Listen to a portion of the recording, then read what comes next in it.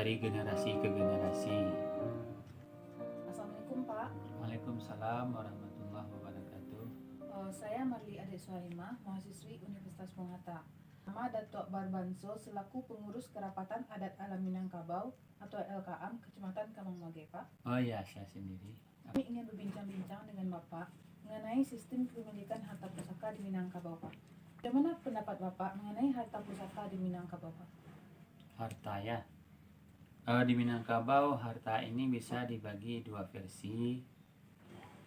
Yang pertama yang berbentuk materi, dan yang kedua yang berbentuk non materi. Terus bagaimana bentuk harta pusaka yang berbentuk materi itu, Pak? Yang berbentuk materi itu umpamanya sawah, ladang, tanah ulayat, keris, termasuk rumah gadang juga itu termasuk harta pusaka yang materi itu. Dan bagaimana dengan harta pusaka yang berbentuk non materi atau moral itu, Pak?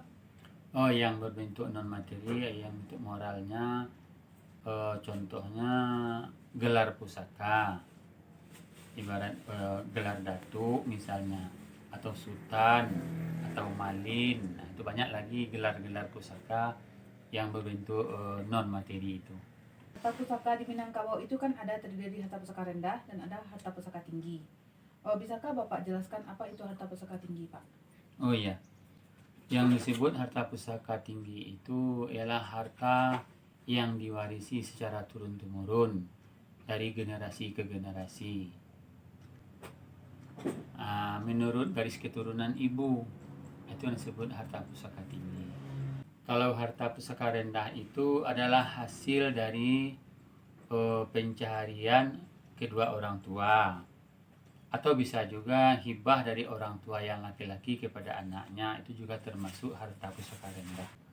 Apakah ada syarat atau sebab tertentu suatu tanah itu bisa dikatakan harta pusaka tinggi, Pak?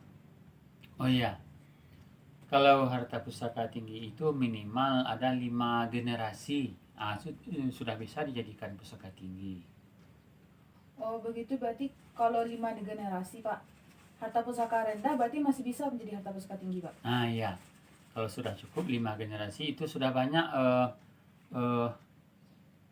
pengamatnya itu, penganutnya, Jadi begitu yang ya, bisa Pak? memiliki harta itu. Apakah masih ada harta pusaka lainnya, Pak? Ada. Contohnya harta pencaharian. Dan ada lagi itu harta suarang namanya. Harta pencarian dan harta suarang ya, Pak? Iya. Apakah bisa Bapak jelaskan, Pak? Iya. Kalau yang disebut harta pencaharian itu adalah harta hasil usaha dari orang tua misalnya, yang didapat secara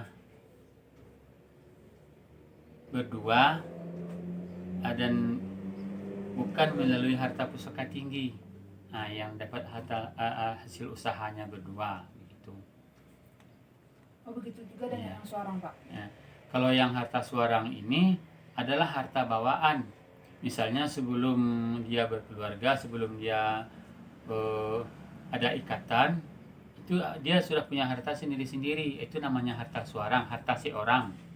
Jadi apabila dia berpisah nanti, harta itu bisa dibawanya kembali masing-masing pihak. Itu kalau dalam bahasa adat namanya itu tuh suarang baragih sekutu babalah, itu namanya harta suarang itu. Kalau harta yang pencarian tadi itu namanya harta tembilang emas namanya itu. Begitu ya, Pak? Iya. Saya pernah mendengar gini, Pak, adanya harta pusaka tinggi yang diperjualbelikan. Bagaimana menurut Bapak dari segi pandangan hukum adatnya, Pak? Oh iya, kalau harta pusaka tinggi ini sebetulnya tidak boleh diperjualbelikan, sebab ada undang-undang adatnya mengatakan jua ndak makan bali, gadai ndak makan sando. Memang tidak boleh diperjualbelikan. Cuma kalau sekiranya ada kebutuhan yang sangat mendesak, harus memiliki syarat-syarat tertentu. Umpamanya kesepakatan semua yang mempunyai harta itu, kaum itu. Kalau satu kaum itu sudah ada kesepakatannya, baru bisa dilaksanakan. Kalau tidak bisa. itu Berarti harus ada kesepakatan harus kaum ada dulu ya, Pak? kesepakatan semuanya. Terus bagaimana dengan harta pusaka rendah? Apakah sama, Pak? Kalau harta pusaka rendah lain lagi. Harta pusaka rendah itu karena didapat dari misalnya dari hasil pencarian orang tua, ya cukuplah anaknya yang memiliki. Yang itu misalnya hibah dari bapak ke anak, ya anaknya lah yang memiliki, bisa diperjualbelikan. Ada dasarnya itu. Dan pusaka rendah ini diatur menurut hukum agama. Nah, bukan lagi hukum adat. Kalau harta pusaka tinggi, diatur dengan hukum adat. Kalau harta pusaka rendah, yang mengaturnya hukum agama, gitu. Oh, jadi itu pembedanya, Nah, Pak? itu bedanya ya. Oh, terima kasih atas penjelasan yang Bapak sampaikan. Semoga Iya. yang apa yang Bapak sampaikan dapat bermanfaat. Iya, sama-sama.